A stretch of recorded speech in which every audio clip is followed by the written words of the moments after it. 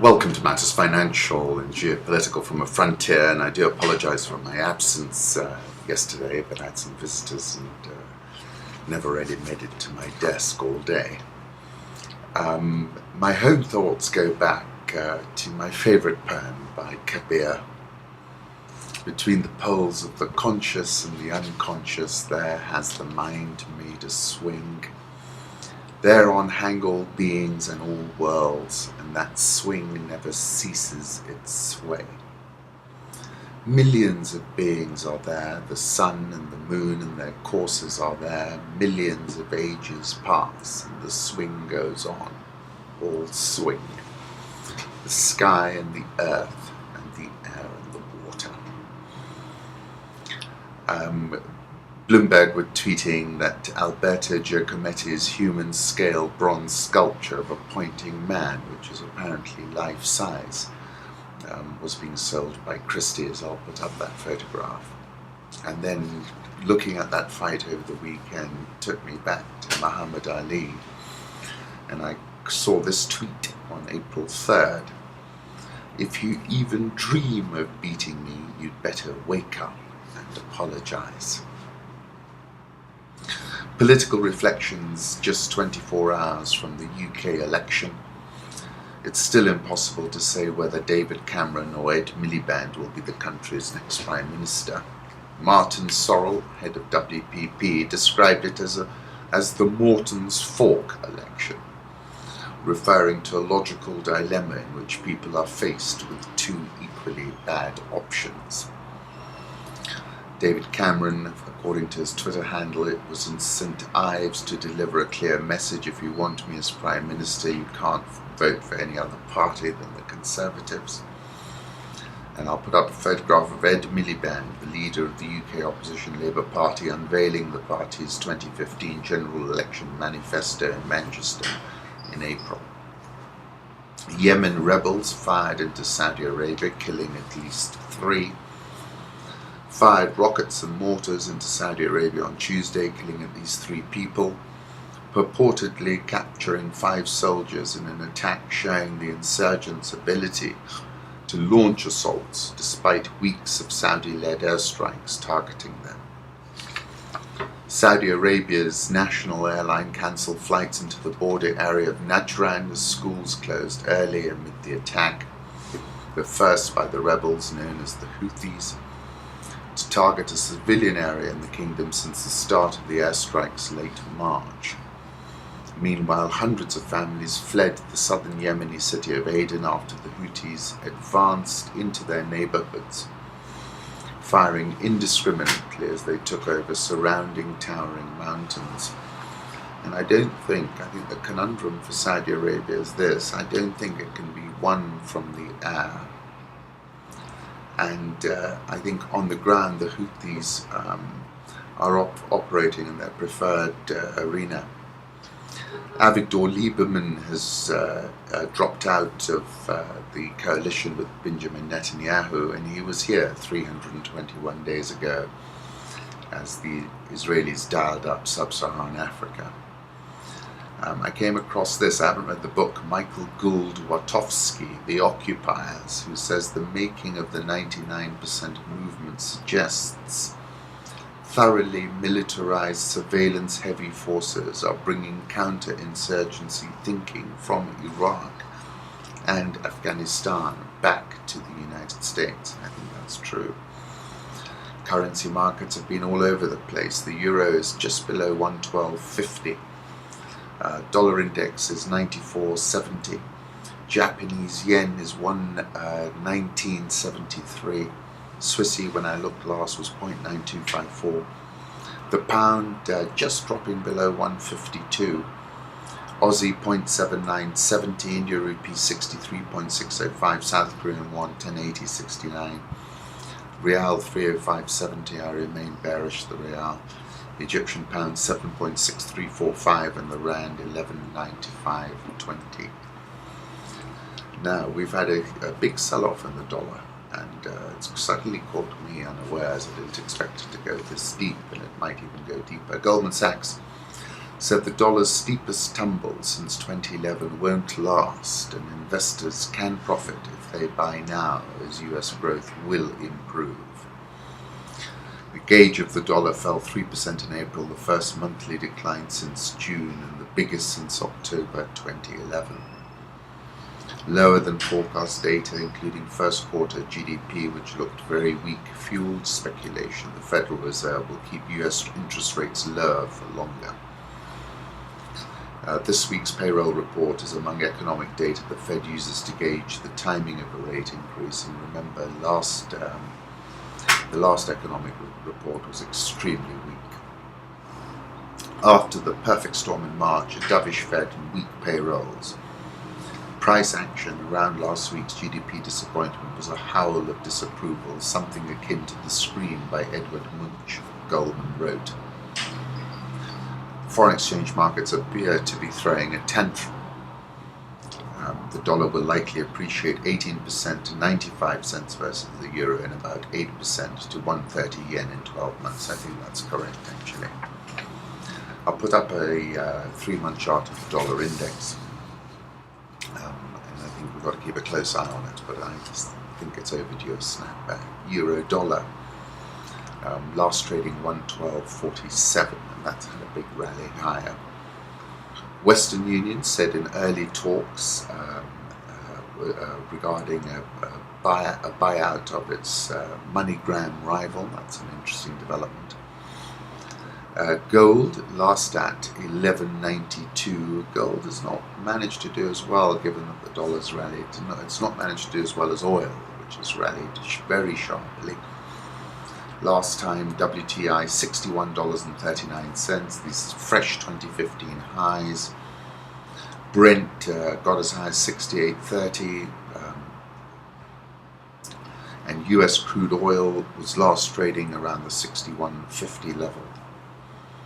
We haven't seen hedge funds and money managers to be as optimistic and bullish as they are currently. They're at their most bullish since July last year, when the oil market fundamentals haven't really changed that much.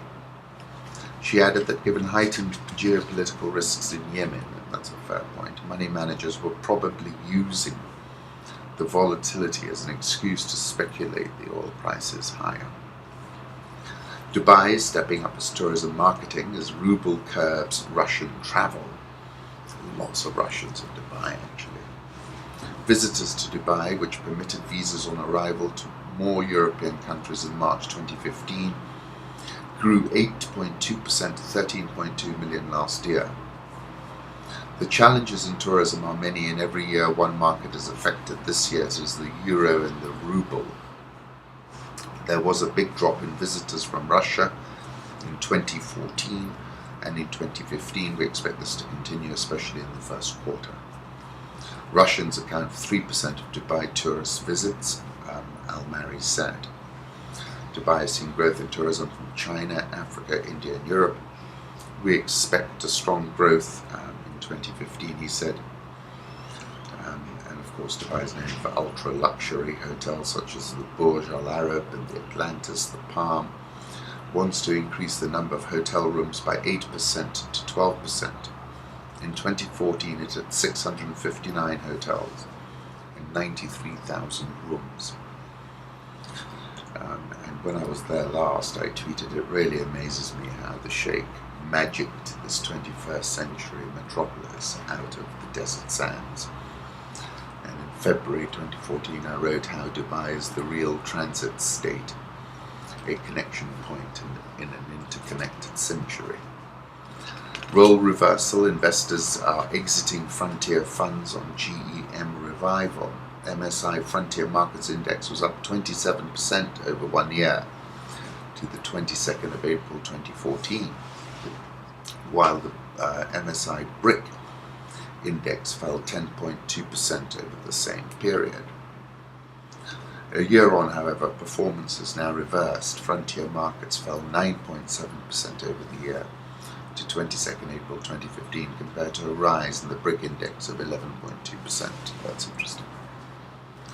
This turnaround has meant frontier funds, which were rapidly accumulating assets this time last year, are now seeing outflows. Kerry made an unannounced visit to Somalia. Good on him. He was the first US Secretary of State to visit the Horn of Africa nation.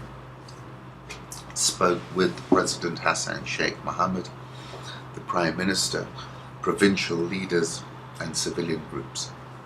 Details of the trip were based on a dispatch from a reporter who was travelling with Kerry. Apparently Kerry said, "Next time I come we have to be able to just walk downtown." I'll put up a photograph of him stepping down in Mogadishu. Interesting piece from Global Research, Tomorrow's Battlefield, US Proxy Wars and Secret Ops in Africa. The author quotes Rodriguez when he says trans-regional terrorists and criminal networks continue to adapt and expand aggressively. Al-Shabaab has broadened its operations to conduct or attempt to conduct asymmetric attacks against Uganda, Ethiopia, Djibouti, and especially Kenya. Libya-based threats are growing rapidly, including an expanding ISIL presence. Boko Haram threatens the ability of the Nigerian government to provide security and basic services in large portions of the northeast. Some of the statistics related to these expanding US military operations indicate that in 2013 the combined total of all US activities on the continent reached 546, an average of more than one mission a day. Last year that number leapt to 674, nearly 2 operations a day. An enormous increase from 172 missions that AFRICOM inherited when it started operations in 2008. Strong economic growth helped DRC create around 100,000 jobs per year from 2012 to 2014, the Prime Minister's office is saying. Unemployment, however, remains above 40%. Congo vies with Zambia for the title of Africa's largest copper producer, posted economic growth of 9.5% last year, saying that it should rise to 10.3% this year. I like this image of the Zaouआ Moulay Idris II, considered one of the Medina's most holy shrines, dedicated to the founder of Fez and ruler of Morocco from 807 to 828. Completed in 1824, designed in a style that was prevalent during Moulay Idris's lifetime.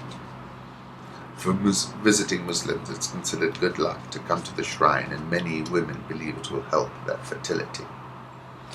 For everyone else, it's possible to glimpse part of the beautiful interior and tomb from the entrance, and witness the burning of incense and candles. Burundi, the court there has validated the president's third-term bid. John Kerry, in a press conference that was carried live on Al Jazeera, was extremely forthright in his view that the president should not stand again.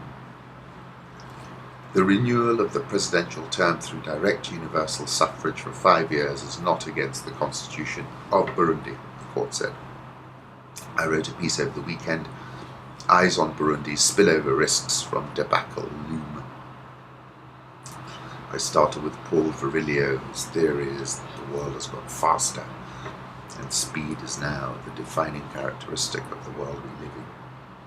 But talking about the street, we've seen a lot of street protests in Burundi and in Baltimore. He says the revolutionary contingent attains its ideal form in the place, not in the place of production, but in the street, where for a moment it stops being a cog in the technical machine and itself becomes a motor, machine of attack, in other words, a producer of speed. I was talking about Burundi in particular, where the president was a Pentecostal former aerobics instructor and rebel leader with his own presidential football team. My view is, as expressed in these few comments that I found on Reuters, all we expect from our leaders is the understanding that whatever was accepted 10, 20 years ago no longer goes. Point one. What happened in Senegal and Burkina will happen elsewhere if leaders maintain their efforts to stay in power. There is an internationalization of African youth who are dreaming and thinking in the same way. They cannot imprison hope they will fail. Youth will continue to mobilize. I see, for one thing, it's very much an inflection point in that regard. In the year to date, African payment traffic volumes grew by 13.2% versus an 8.8% growth for SWIFT worldwide. Africa was the fastest growing region for payments traffic. Traffic between African countries recorded its highest ever growth rate, underpinning the evolution of the intra-African transaction corridors. That's interesting. Looking at SWIFT traffic at a country level, many African countries have experienced a staggering pace of growth. In Angola, for example, payments traffic grew by more than 78% in the year to yesterday versus the same period previously.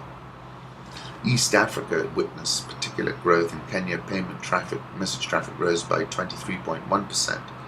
Securities-related growth was a startling 122.3%. Kenyan Wall Street tweeted Tanzanian shilling records its worst performance, weakening 1.5% to 2000 and apparently fell 6.8% in April, and it's at its lowest level since December 1998. Africa's biggest fund manager is said to explore a Vodacom deal. This is the Public Investment Corporation, Africa's biggest money manager, considering increasing its stake in Vodacom Group Limited by buying government-owned shares in the wireless operator. People familiar with the plan said. South African all-share is still below 55,000, which it briefly crossed for 2 sessions so far this year. Is up 11.17% so far this year. SA, South African Defence Force, confirms that one of its choppers was shot at in the DRC. The pilot managed to safely fly out of the danger zone and landed at Mavivi Airport near Beni. The origin of the gunfire and who is responsible for that is still under investigation by MONUSCO. Dollar Rand is below 12. The Egyptian stock market rallied 2.04% yesterday. That's up 0.13% and back in positive territory for the year. The Egyptian stock market, as I've said, Africa's richest economy surviving on borrowed cash is AP's big story. Have a look at Rich Wrap-Up, scroll down. Very interesting. Borrowing money to pay salaries as it struggles through a difficult cash crunch brought on by halved oil prices, Nigeria's finance minister revealed on Tuesday. Nigerian all shares up 2.84% so far this year, and according to reports from Reuters, Boko Haram is now in disarray as government forces advance, and I think some credit is due to the old guard from the South African Defence Force who came and helped. I like this photograph of French forces patrolling northeast of Bangui in the Central African Republic. Issa Michuzi tweeted, 2 are reported dead as heavy rains wreak havoc in Zanzibar. We've had a lot of rain lately. I like this photograph of the Secretary of State John Kerry arriving to speak at a news conference at the Sankara Hotel here in Nairobi. He tweeted he had a productive meeting with Uhuru Kenyatta on US-Kenya relationships, security cooperation, economic growth, and President Obama's visit. Met for an hour and a half with Kenyatta at State House. The last 30 minutes without any aids. It was a good meeting, he said. KCB have reported first quarter results. Profit before tax rose 12%. And you'll see from the image that I took off Twitter that it was a strong first quarter. Safaricom are reporting full year earnings tomorrow morning. I'll be interviewing Bob at about 8:30 Nairobi time. Looking forward to that. The share price is surging to new record highs. First half revenue was up 14.6%. Profit before tax was up 32.7%. Profit after tax was up 30.6%. If they remain on par with that, I think the market will be very satisfied. We did a 6-minute teaser starting with an interview I did many years ago with Michael Joseph describing the beginning of Safaricom. If you get a chance to have a look at that, that's on YouTube. Liberty Kenya traded a huge volume of its shares, 6.201%,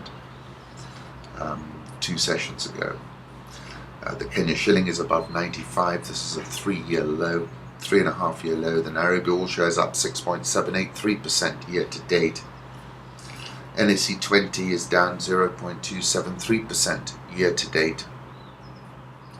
Helios, who had sold their stake in Equity Bank not too long ago, are buying a 12.4% stake in Africa Oil Corporation. William Ruto has told worshippers at a church service in Nairobi that homosexuality had no place in the East African nation, and that obviously got quite a bit of commentary during Kerry's visit, because Kerry was asked that in that press conference and responded by a very diplomatic response, actually. Once again, thank you for stopping by. I'm deeply grateful.